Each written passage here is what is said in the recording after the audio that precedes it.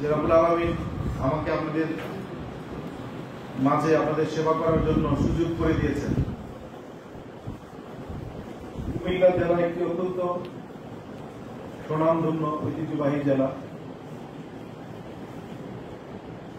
এবং আপনারা সেই জেলার নাগরিকবৃন্দ। আজ পবিত্র ঈদ মিলাদুন নবী উপলক্ষে আমরা এখানে সমবেত হয়েছি। ঈদ শব্দটি হলো, এটার অর্থ হলো আনন্দ, মিলাদ হলো জন্ম এবং পুণ্যভিন্ন। রাসূলুল্লাহ সাল্লাল্লাহু আলাইহি ওয়াসাল্লামের জন্ম উপলক্ষে যে আনন্দ, আমাদের মুসলমানদের দুটি আনন্দ উৎসব রয়েছে, একটি ঈদুল ফিতর, একটি ঈদুল আজহা। এবং ঈদ মিলাদুন নবী এটিও একটি আনন্দের বিষয়, কারণ আজকের এই দিনে আমাদের শ্রেষ্ঠ নবী নবী করিম শিরোমণি আমাদের রাসূলুল্লাহ সাল্লাল্লাহু আলাইহি ওয়াসাল্লামের জন্ম, মৃত্যু, নবুয়ত একই দিনে হয়েছিল। এই দিনটি আমাদের জন্য নিঃসন্দেহে একটি আনন্দের দিন। যদিও আলেম সমাজের মধ্যে এই বিষয়টি নিয়ে কিছু বিভেদ রয়েছে, অনেক জায়গায় দেখা যায় কেউ এটিকে মিলাদুন নবী, সিরাতুন নবী এরকম কিছু ক্ষুদ্র বিভেদ সৃষ্টি করেছে। কেউ বলছে যে কারো জন্ম আনন্দ হিসেবে উদযাপন করা যাবে না, তার চরিত্রের দিক সিরাতুন নবী এবং মিলাদুন নবীর যে ব্যাখ্যা করে অনেকে এটাকে আমাদেরকে বিভ্রান্ত করার চেষ্টা করে। আমি মনে করি যে এই বিষয়টি কিন্তু খুবই স্পষ্ট যে আমাদের পবিত্র কুরআনে মহান রব্বুল আলামিন আমাদেরকে খুব ক্লিয়ারলি বলেছেন। আমাদের কিছু আয়াত আছে, আমি একটু দেখে বলছি, আমি তো আপনাদের মতো মুখস্থ নয় আয়াতগুলো। সূরা আল আম্বিয়া আয়াত 107, আপনারা নিশ্চয়ই জানেন। এখানে বলা হয়েছে ওয়ামা আরসালনাকা ইল্লা রাহমাতাল লিল আলামিন। এর অর্থ রব্বুল আলামিন আমাদের বলছেন যে আমি তোমাকে বিশ্ববাসীর জন্য রহমত হিসেবে প্রেরণ করেছি। কাকে প্রেরণ করেছেন? রাসূলুল্লাহ সাল্লাল্লাহু আলাইহি ওয়াসাল্লামকে আমাদের জন্য রহমত হিসেবে প্রেরণ করেছেন।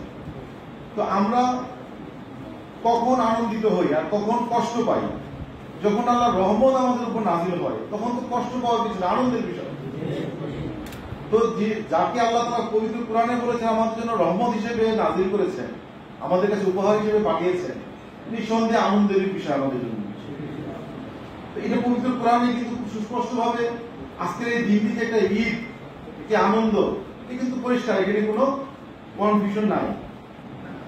আরেকটা আয়াতে বলা আছে, সূরা ইউনূসের আয়াত 58 তে বলা আছে কুল বিফাদলিল্লাহি বিরাহমাতিহি ফাবিযালিকা ফালইফরাহু হুয়া খায়রুম মিম্মা ইয়াজমাউন।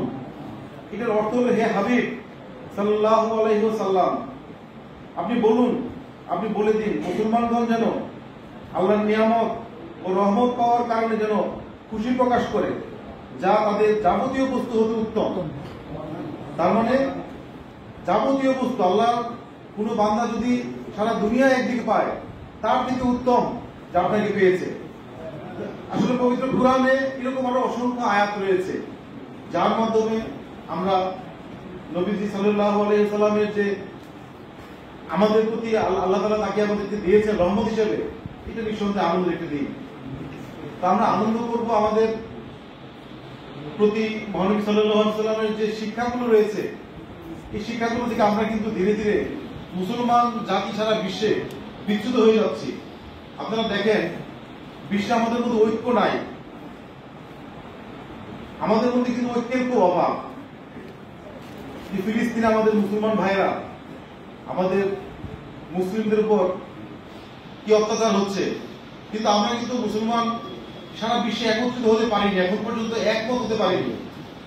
খুবই দুঃখের বিষয়। আমাদের দেশে আমরা নানা রকমের অন্যায়, অবিচার, বৈষম্যের শিকার এতদিন হয়েছি। আমরা চাই না এরকম বৈষম্য থাকুক। বদরের যুদ্ধে আমি যদি ভুল না করে থাকি, মহানবী সাল্লাল্লাহু আলাইহি সাল্লাম আর তার দুইজন, সম্ভবত আলিয়া রাদিয়াল্লাহু ছিলেন, আরেকজন সাহাবী ছিলেন, ওনারা তিনজন যাচ্ছিলেন, একটি উট ছিল। রাসূলুল্লাহ সাল্লাল্লাহু আলাইহি ওয়াসাল্লাম কিন্তু তারা বাই টার্ন একবার তিনি উঠছেন, উঠে অন্য দুজন টানছেন, আরেকবার রাসূলুল্লাহ সাল্লাল্লাহু আলাইহি ওয়াসাল্লাম টানছেন, আরেকজন উঠছেন। আপনি দেখেন রাসূলুল্লাহ জীবনে যদি আমরা অনুসরণ করি, উনার জীবনে বৈষম্যের কোনো স্থান নেই। উনি জীবনের প্রতিটি স্তরে সাম্যের পথ দেখিয়েছেন, উনি সাম্যের পথে চলেছেন। আমরা মুসলমানরা যদি একত্রিত হই, তাহলে বিশ্বে আমরা আমাদেরকে কেউ পিছনে ফেলে রাখতে পারবে না। আপনারা দেখেন এই সাম্প্রতিক বন্যায় আমাদের